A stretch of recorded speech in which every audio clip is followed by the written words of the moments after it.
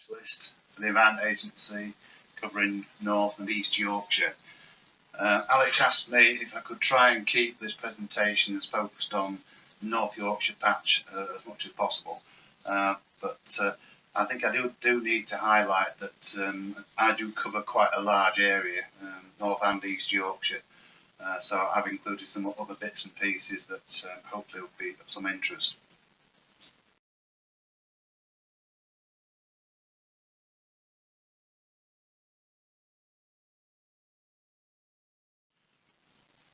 High level stuff, you maybe don't really want to hear this stuff, but I do think it is important, particularly in the light of the last nearly 2 years of dealing with coronavirus and the impact that has had on the way everybody works. The Event Agency has carried on pretty much business as usual. There's not been any furloughed staff. Yes, working from home has become the norm, and yes, we've been somewhat isolated. It is my belief that coming out of COVID, there's going to be some radical new ways of working, which will impact on the way I work and the rest of my colleagues. Just out of interest, this might be worth having a quick look at. You just go into Google and type in EA 2025. This is our current 5-year strategic plan. Some of the priorities and the way we're working are very much informed by science and the things that are changing both in the environment and also as part of the economy. Climate change is real now. I hope everybody believes that. This current heat wave we've just had over the last few weeks is a clear example that our weather patterns are very changing, and we have to be resilient to climate change. Healthy air, land and water, well that's our bread and butter in the Event Agency. That is what we do. We strive to do that. And also there's a strong link to the economy, green growth and sustainable future developments. You can access this report by following the link on the bottom of this slide. I previously addressed this group and talked about the cuts that we've had to sort of manage over the last few years, having less than 50% staff than we had since 2007. Some of you may have seen the Riverside film that was put out last week or the week before. George Monbiot writes for The Guardian, a challenging individual, but talking about the horrendous declines in river systems with a particular focus on the River Wye. George mentioned in the film that we've actually taken a cut of 2/3 staff. So, where I've sort of mentioned we've got 50% fewer staff, it's probably going to be, somewhere between 50 and 70% fewer staff. For North Yorkshire, it's pretty much me and David Morley that, pick up the bulk of the work. I know John has got our back, and the Angling Trust are campaigning to government that in order for us to be able to properly do our job and address the decline in river fisheries, we need more people. So we do need more boots on the ground to be able to sort of enforce the legislation and to sort of reverse some of the declining trends that we've seen on rivers. It's not all bad, and whatever you read in the newspapers is only one part of it. I've been around, a long time, and the world in Yorkshire is certainly a better place than it was when I first started this job back in 1979. We've got salmon in all of our rivers now, not in huge numbers, but they're certainly there. So things are getting better, but they need to get better still. We need to have some fairly tough regulation on the water companies. You'll have noticed in the news that we secured a prosecution of Southern Water with a £90 million fine. That's a pretty good success story, albeit where a huge amount of work went into getting that prosecution, about 5 years worth of work. So it's not that easy, but we do need to be a tougher regulator.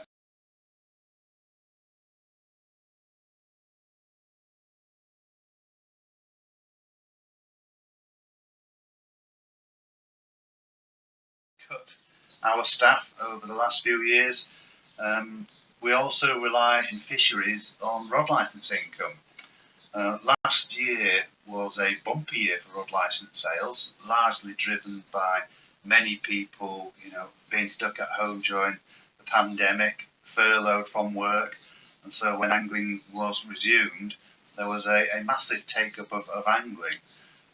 This year, however, it is not so good. If you look at the green line on the graph, this is where we're at now compared to the 2019 line, which is the orange one, and 2020 one, which is the yellow line. So in order for us to be able to deliver our work, we need to have more cash. Hopefully more people will decide to go fishing and buy a rod licence.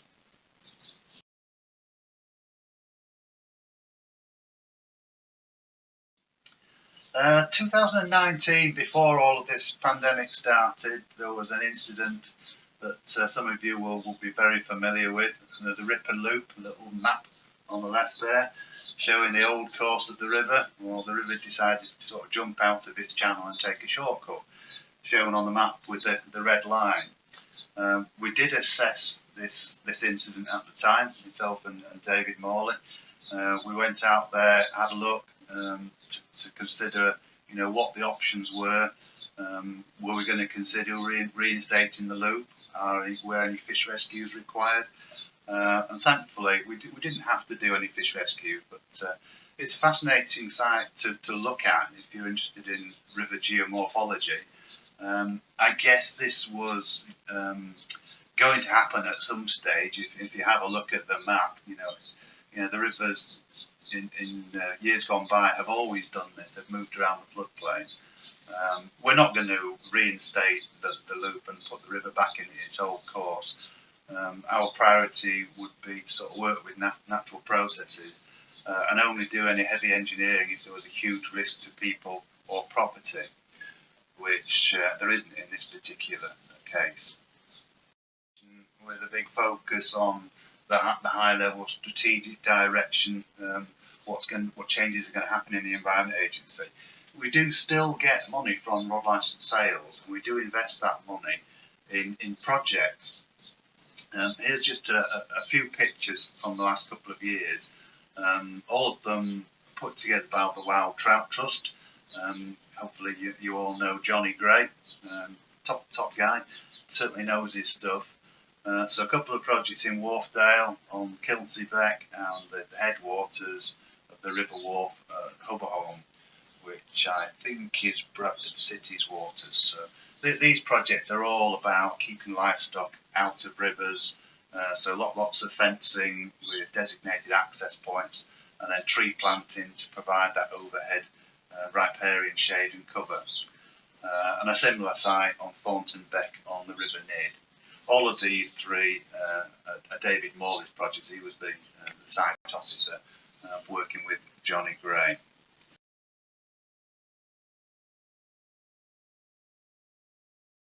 Typically, we do quite well getting our share of this money. Round about sort of £60,000-65,000 comes our way. So whilst we generate a lot of angling income in Yorkshire, that goes into a national pot, and then we have to bid for projects. So if you've got any ideas that meet these priorities, this is the criteria on the screen in front of you, that if you've got a project, if it meets one or all of those 7 criteria, you've got a pretty good chance of getting some funding for your project. There's a fairly simple form. It's in a Word document. It can be completed digitally, or it can be sent in online. There's 2 ways you can apply for this. You can either go via the Angling Trust's portal or direct to the Environment Agency. So that money will still be coming our way. It's not a huge amount of money, but it's better than nothing.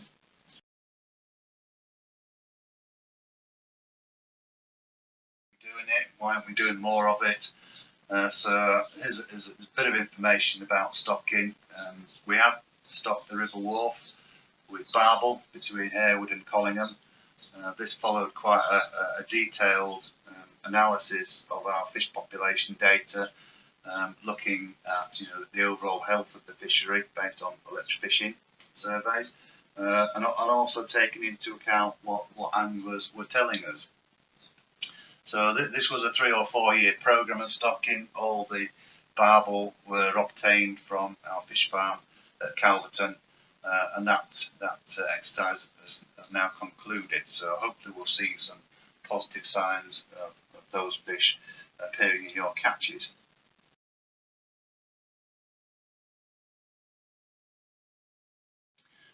Looking forwards, we've got a similar programme on the River Swale in this area, as shown on the sort of map on the right. 4 year programme. In addition to that, there are a few still waters that have been stocked with coarse fish, and then some crucian carp put into some sites which I'm not exactly sure of the locations. They're kept quite quiet to sort of protect them. There is a national initiative called the Crucian Arc Project, where sites that are typically suitable for crucians are identified, and that they don't have any wild carp in, or mirror carp or common carp, because they do hybridize with crucians and they dilute the genetically pure strain of proper crucians. So if you've got any sites that you think that might fit that bill, then talk to us. Over the last few years, particularly during the hydropower years, where lots of hydros were being built, and a condition of all of those was that a fish pass had to be included in the project. So a lot of regulatory work to ensure that fish passes were built. So quite a success story. Not everybody likes hydro, but in terms of getting a free fish pass, it can be quite useful. One such site that was looked at to install hydro was at Topcliffe on the River Swale. Very popular site for fishing. I think Leeds Amalgamation have got their fishing rights below the weir. And it was highly contentious with the residents who lived in the mill. And so that project never actually went ahead. The incentives in the feed-in tariffs available came to an end in March 2020, and so it basically became uneconomical to build any more hydros. But we've still got this weir, which is a barrier to migrating fish, pretty much right the way up to Richmond, which is about 50 kilometres. So for us in the Environment Agency, this is a really high priority site that we really do want to get a fish pass installed on it. Ideally, it'd be great just to get rid of the whole weir or lower the weir, but clearly with the residents' interests, they will need to be assured that whatever happens to the weir is not going to threaten the stability of their property. We do have designs for a fish pass, which is pretty much all ready to go, which will, if you look at the bottom image, the little 3 squares, those are the sluices. The footprint of the new fish pass scheme was to go at that area of the weir face. But nothing's happened yet. We're at very early stages working with Yorkshire Water and the Yorkshire Dales Rivers Trust. So hopefully, in a year or two's time, we might have something whereby we've got a scheme all ready to go.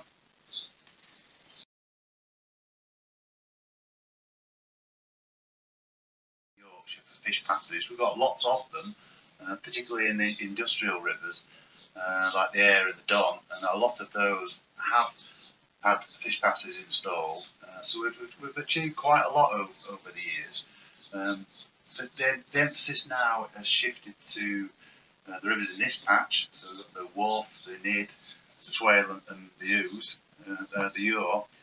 I've already mentioned Topcliffe on the Swale, which is the #1 fish pass project in the whole of Yorkshire that we really want to do something about. But this is a picture of Scotton Weir near Knaresborough on the River Nid, which collapsed in 2019.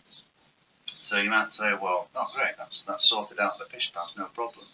But there's a relic structure there which is going to continue to collapse. So we have been working with the landowner whose property is on the left bank and is quite threatened by what the river might do in terms of eroding his riverbank and threatening his property. So we've helped him with a grant application to hopefully remove the rest of that weir. But if you look at the picture purely from a health and safety point of view, it's really quite dangerous. During hot weather, you get kids going down there and playing in the river. Immediately downstream of the weir, there's a tree that's fallen in, an old willow, which with the right flows could quite easily kill a young person. So we don't want that. So we're working on the River Wharf, the River Yore, the River Swale to sort of build more fish passes. They're extremely expensive and very complicated. So with a shortage of money, it's quite complicated to actually get these things built and then secure the income. But we've not given up on it. They represent huge gains for the environment, and we've got a load of structures that we need to sort out.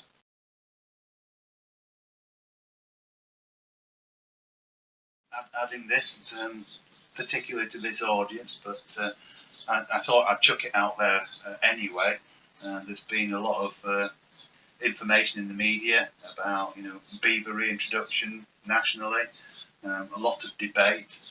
I recently took part in an online conference looking at the beaver releases on the River Exe and the River Otter down south. I thought I'd better find out a bit more about this because we do have a site in Cropton Forest, which is totally enclosed, where some beavers have been released in there, and I have actually had some kits.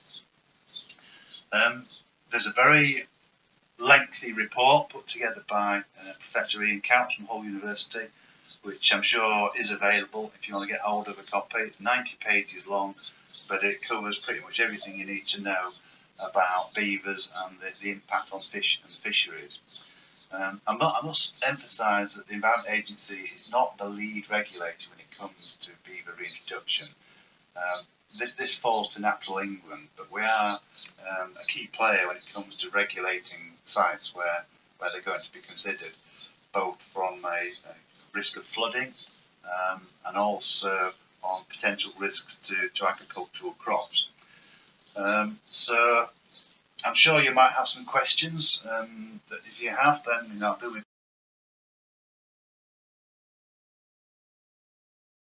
at the Cropton Beaver Dam, and I'll leave it there. So thank you very much. Any questions?